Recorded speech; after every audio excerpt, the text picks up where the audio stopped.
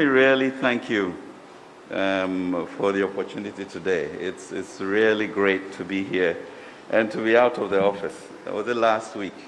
We went to Ofori-Attah, and it was really good to be out to hear once again what the people are saying about all the E-levy issues and other things that you pick up to help you with your budget. And ebeba kwambi jama nyina ne se ekwanso norma efe enso edisika enna eto nti yendwen ho sa ntoboa nso de unkokro bia obi afa ntoboa just natural na ne esese ye ne se esese ye kire mumu ne ayede beye any senior yenyina citizens and also yebeboa. So thank you very much indeed for this, and I'm expecting that by the end of these sessions there'll be a firmer understanding. I don't think it's really an issue of a fight, you know. I mean, in my view, the NDC or the MPP, we fight for these things because of our patriotic, you know, disposition, but a different understanding of where the policy orientation should be. So they are a social welfare party. We are market-oriented and right to center, and therefore, for us, at the core of what we believe in is the sovereignty and right of the people, of what they have to get, what they're entitled to as citizens, and we find that as inviolable that we should protect. So as a center-right party, market-oriented, when you look really at what President Akufo-Addo has done, there has never been interventions of that level with regards to secondary school education, health care, the underprivileged, etc.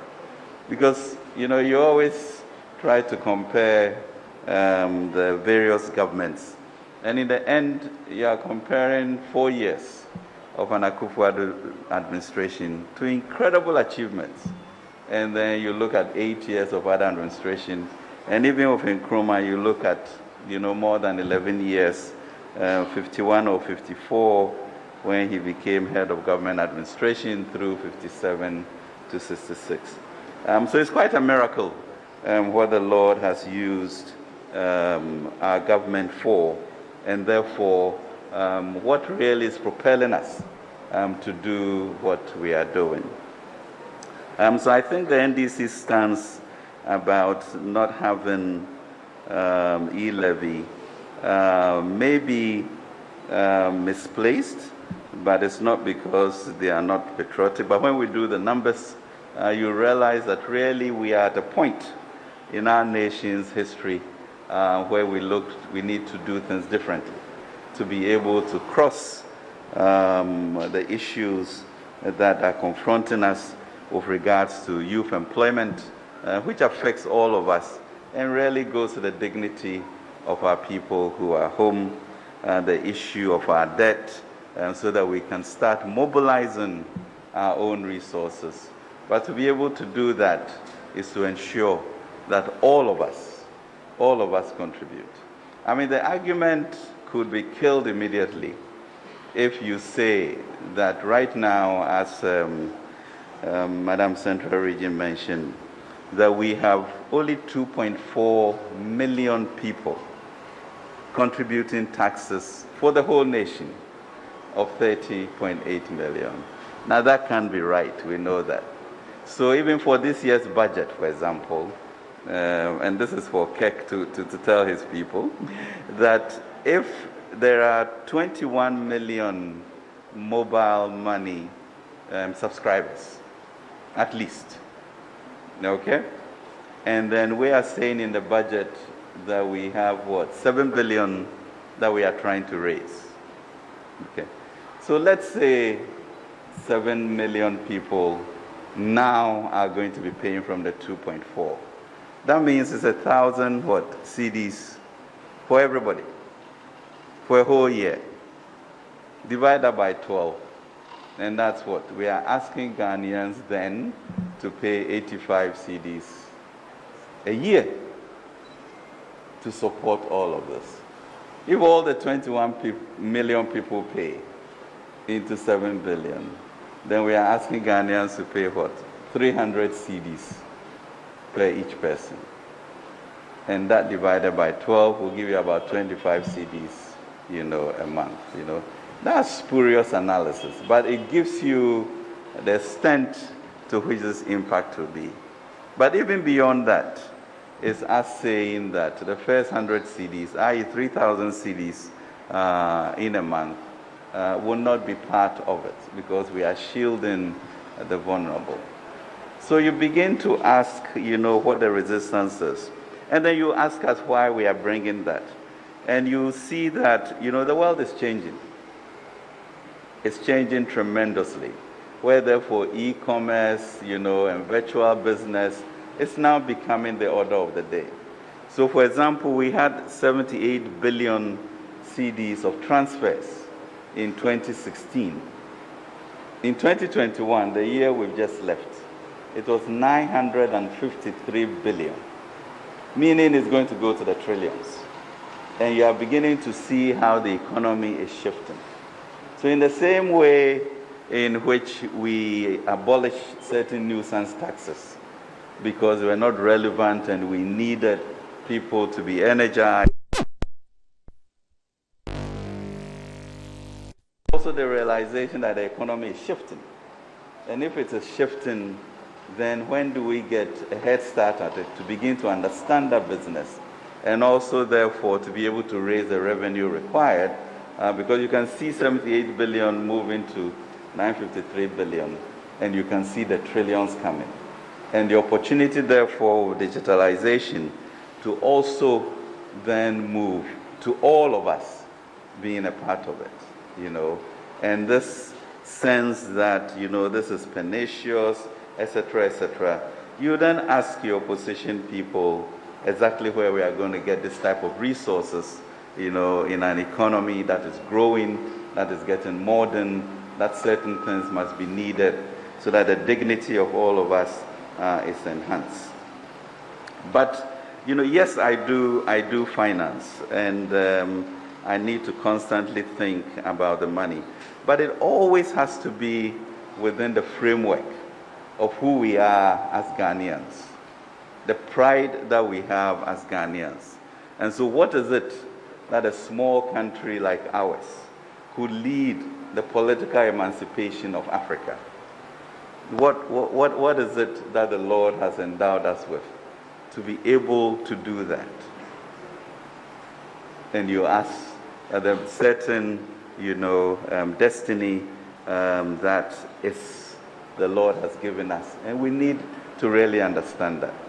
So for 60 years since Nkrumah initiated this democracy, this independence, etc., it took 60 years for the AU to also all of the presidents to ratify an agreement to bring the Africa Continental Free Trade Area to be headquartered here. Okay, so the first 60 years ago was one of political independence. And now, obviously, the world has reached a point where investments and trade is what drives us. And as the good Lord will have it, that headquartered happened to be in the time of President Akufo-Addo, lobbied, fought hard for it, and it has come here.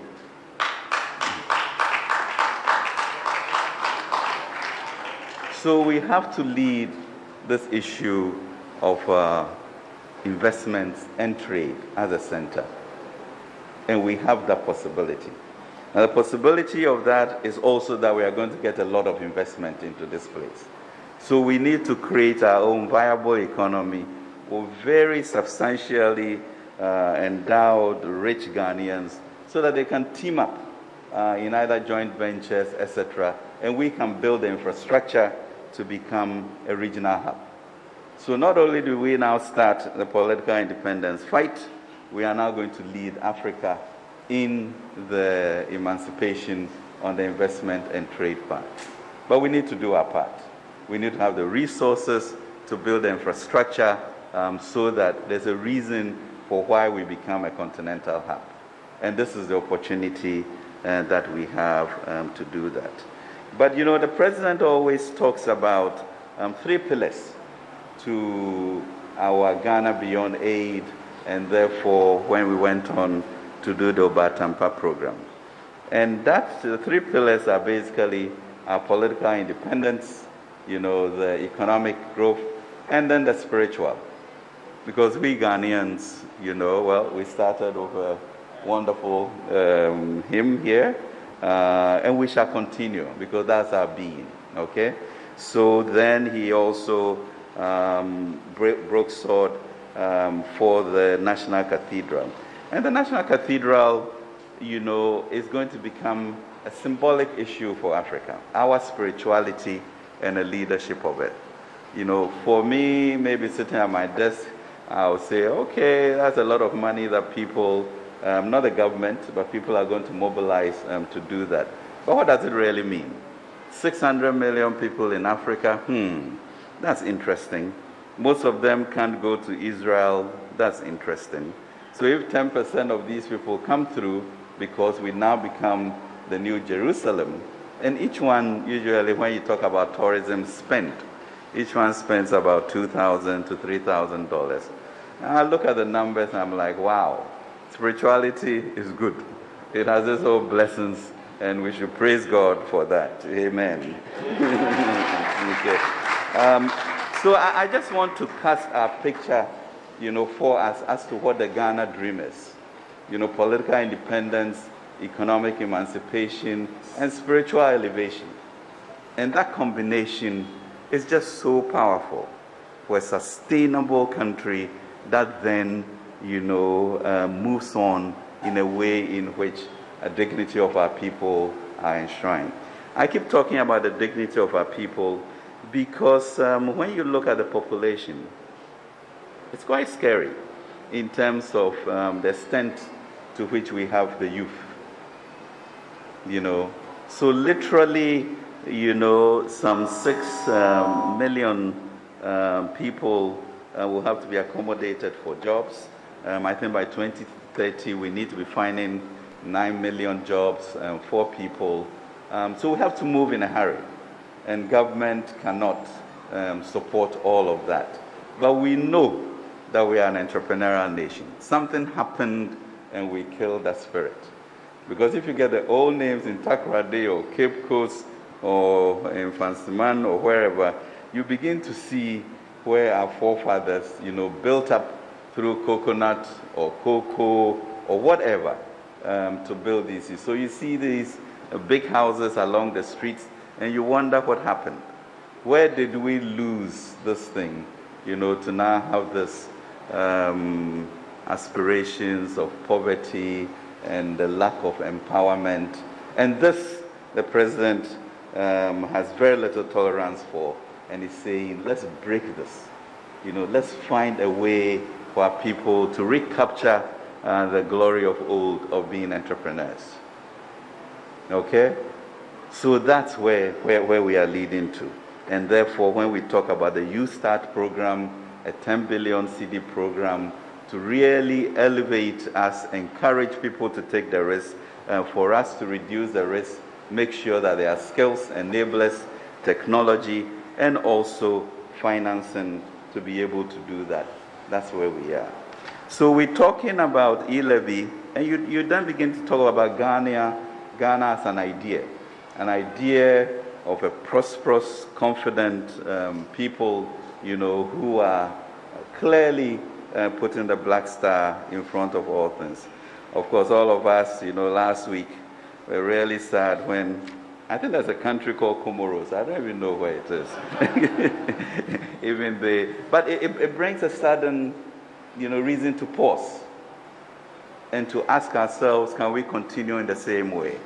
Whether in football, whether in taxes, whether we can continue to pretend that we don't have a problem, that we don't pay taxes, and we should, are all things that we should now begin to confront. And I think this really sets, the floor for us to really think through and say, no. We are not a people whose head should be bent, but a people whose head should be held high. And I think we can all acknowledge that since Nana Akufo-Addo's presidency, there's a certain lift in our walk. There's a certain steadiness in how we feel about ourselves as Ghanaians.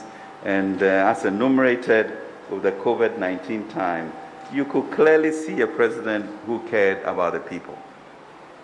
So with all of the progress we made economically, in 2020, we had to pull back, and using the resources we had to be able to ensure that our people did not go the way that Africa did.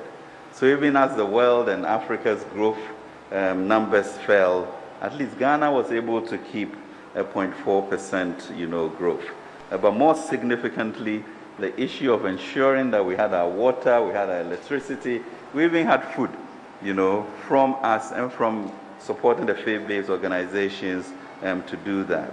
And as the minister mentioned, in most African countries, civil servants were either made to go home or were paid half or a certain proportion of their salaries.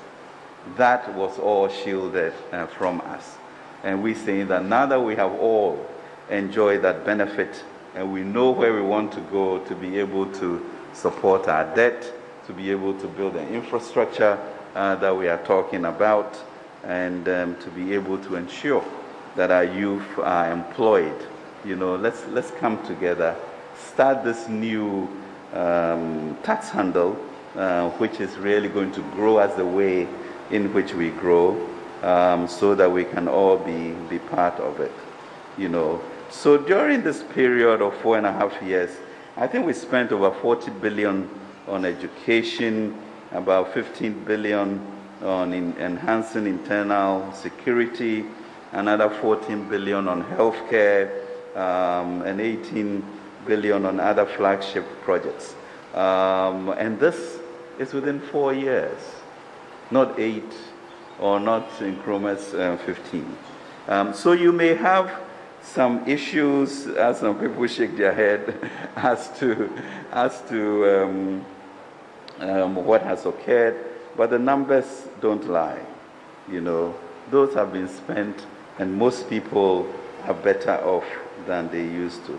So the sovereignty of the people and making sure that we live well as a confident people and people who earn their way, is paramount as we think through this whole issue of our philosophy of how to fund ourselves so that we don't become dependent on outsiders, including particularly the IMF. So that's the challenge, and that's the plea that we bring here to let you know that, look, we are a country with a manifest destiny for greatness, and we should, in whatever way we can, reclaim that role. And that, in our mind, is through this new tax handle of E-levy. So we understood there was a lot of talk about it being too high. So we listened to the NDC, listened to stakeholders, the churches, etc., and therefore went out to the telcos, telephone companies, and said,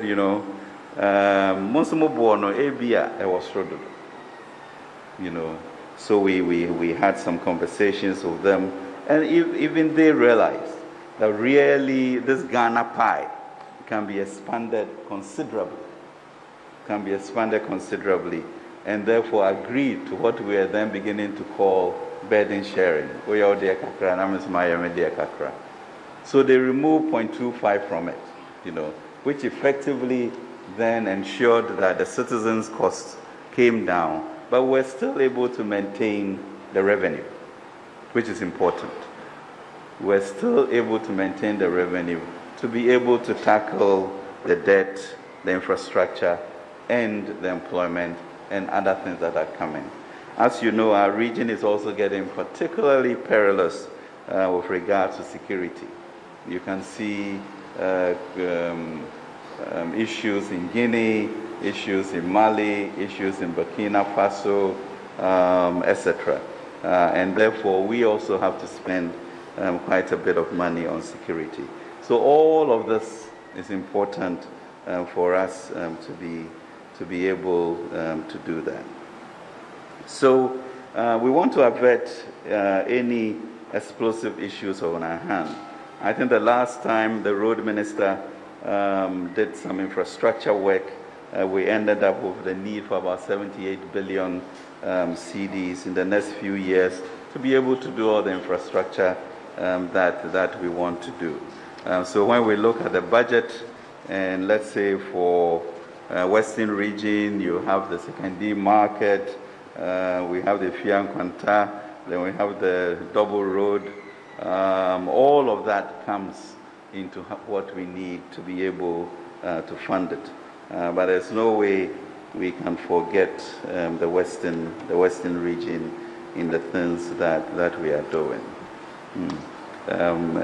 Nnuanom nea yɛka ne sɛ faako a yɛdui deɛ yɛnte E-levy ase because ɛhɔ no ɛna sɛbe our total independence and ability to fund our future would occur.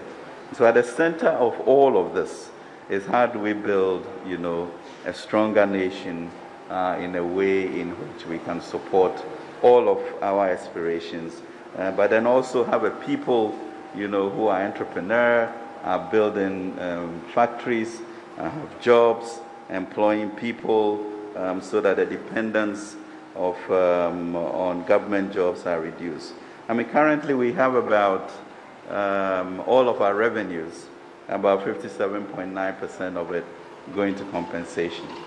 So it's not a place that you necessarily want to put pressure on, but if you give the ability for most people to dare to take risk and cushion them with subsidized loans, with skills, etc., they will start their jobs and also hire people for that. And you have a stronger country to go forward. So yes, our call to you is to let your MPs know that beyond all of this, the Ghana dream will require that we are all part of this burden sharing and that we go on in a way in which we can sustain it and build our country. Now, when we are looking for resources, we tax here, we raise bonds locally, and we also raise bonds internationally. And the reason, I think 2 weeks ago, we had a downgrade was simply because of the disbelief that we'll be able to raise the resources that we want from here. But I don't think that really is what the picture we want to give people, because we know that the resources are here and we can do it. So as you heard, we also looked at our own sort of fiscal consolidation in which we then said that we are going to try and reduce our deficit in a way that enabled us to get a lot more resources for that. So this week, actually, I sent a letter out to all of my colleagues about our 20% cut in terms of expenditure to make sure that we all work within that band, look at our resources more effectively, and ensure that we make space to be the issues of debt sustainability, infrastructure, and the employment.